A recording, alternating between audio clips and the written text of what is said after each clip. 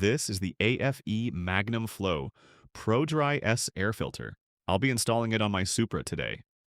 You might be wondering why I went with a drop-in filter and kept the OEM airbox, instead of going with a full aftermarket intake. While researching intakes, I discovered that the OEM airbox has some advantages. Where the air enters the airbox, the OEM setup has guide walls that direct the air to the proper location. This cuts down on turbulence. Also, the OEM box utilizes a resonator which has several functions. Some people have removed the resonator to get more sound, and while muting sound is a function of the resonator, it has other functions as well. Airflow smoothing. The resonator can help reduce turbulence and harmonics in the intake tract and reduce compressor surge. This can improve drivability and throttle response. The resonator also reduces turbulence by breaking up pressure fluctuations. This creates a more laminar flow profile, which is a smooth and layered airflow. Pressure wave management. The resonator also helps dampen pressure pulses caused by intake valve events, especially at part throttle. This can reduce unwanted pressure surging in the intake tract.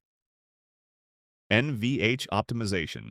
NVH stands for noise, vibration, and harshness. It's a key metric in automotive engineering that evaluates how much sound and physical feedback a vehicle produces, and how those sensations affect driver comfort and perceived quality. Noise. The resonator reduces intake drone that might be annoying inside the cabin. Vibration. The resonator minimizes resonance or shaking caused by airflow pulses or engine harmonics. Harshness. The resonator smooths out abrupt or jarring sensations that can result from pressure changes or mechanical coupling. What makes power is smooth airflow and the amount of air the filter can flow. For a daily driver, you also want a high level of filtration. An aftermarket drop-in filter gives nearly the same performance increase as a conical-shaped filter, and also filters just as good as OEM.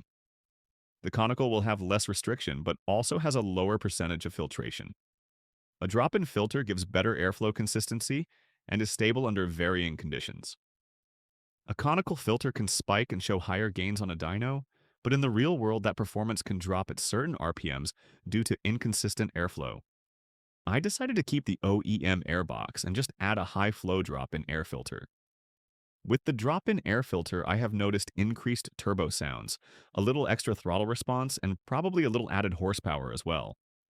In addition to the drop-in filter, I'll also be replacing the Toyota air inlet pipe with the BMS silicone intake pipe. That's coming in spring of 2026.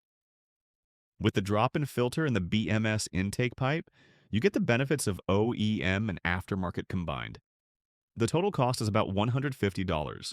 A typical aftermarket intake will cost $400 or more. Unhook the metal clips that are holding the top of the intake box in place.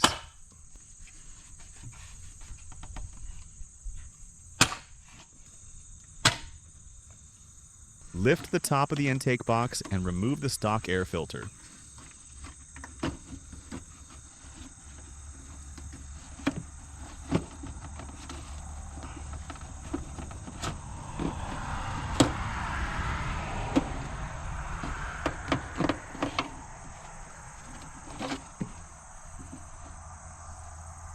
The AFE Pro drop-in air filter.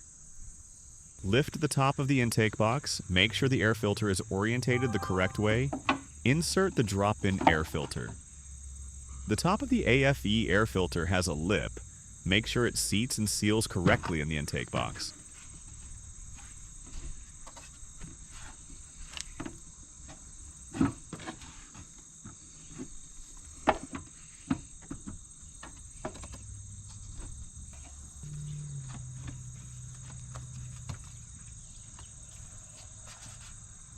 Secure the metal clips that hold the top of the intake box in place.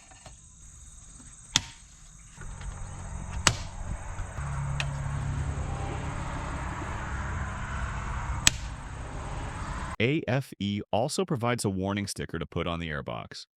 This alerts the dealer doing maintenance on your car that you have an aftermarket air filter. This ensures they won't replace it during maintenance. Place the sticker on the airbox and you're done.